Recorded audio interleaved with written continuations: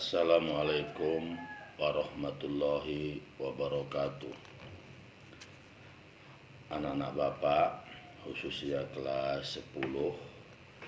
Di sini Bapak akan menyampaikan materi pelajaran pendidikan kewarganegaraan yang mana minggu lalu kita sudah membahas masalah kedudukan warga negara dan pendudukan Indonesia berdasarkan Undang-Undang Dasar Negara Republik Indonesia tahun 1945.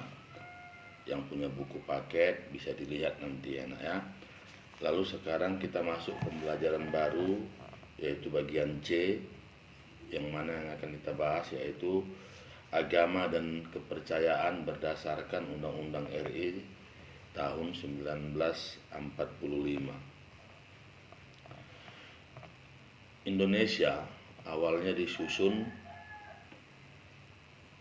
itu berdasarkan kepada suku, agama, kebudayaan, dan keanekaragaman yang ada di Indonesia, yang mana kita sebagai generasi bangsa ini harus mampu menerapkan yang namanya toleransi yang tinggi. Supaya apa nak? Supaya tidak terjadi konflik dan perpecahan antar suku. Kalau kita berbicara toleransi dalam kehidupan beragama ini sangat penting, karena persoalan agama menjadi persoalan yang sangat riskan atau sensitif bagi kehidupan antar umat. Jadi perlu kita tingkatkan atau toleransi supaya terjadi kerukunan hidup beragama. Dasar hukum kita berbicara masalah agama di Indonesia, yaitu di dalam pasal 29 ayat 1 Undang-Undang Dasar Negara Republik Indonesia tahun 1945. Karena adanya perbedaan-perbedaan dan keanekaragaman, maka Indonesia mempunyai yang namanya Undang-Undang Dasar, yang mana di situ dikatakan di dalam pasal 29 itu dikatakan bahwasanya negara Indonesia berdasar atas ketuhanan yang Maha Esa.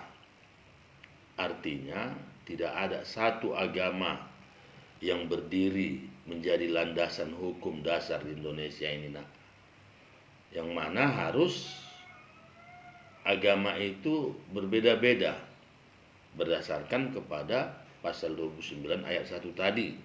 Maka dikatakan negara Indonesia berdasar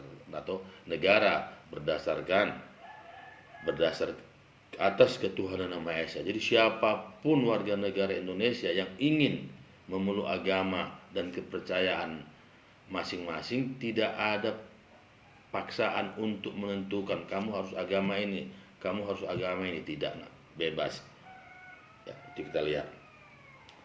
Lalu di dalam ayat 2-nya juga dinyatakan bahwa negara itu menjamin, negara menjamin kemerdekaan tiap-tiap penduduk untuk memeluk agamanya masing-masing dan untuk beribadat menurut agama dan kepercayaannya itu. Jadi bebas dia, nggak ada paksaan.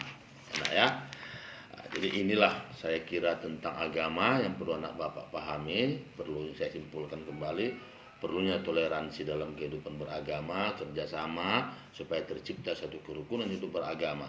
Kenapa? Karena agama ini merupakan yang sangat riskan. Dan kita ketahui juga Indonesia itu berbeda-beda keanekaragaman, jadi perlunya kerjasama.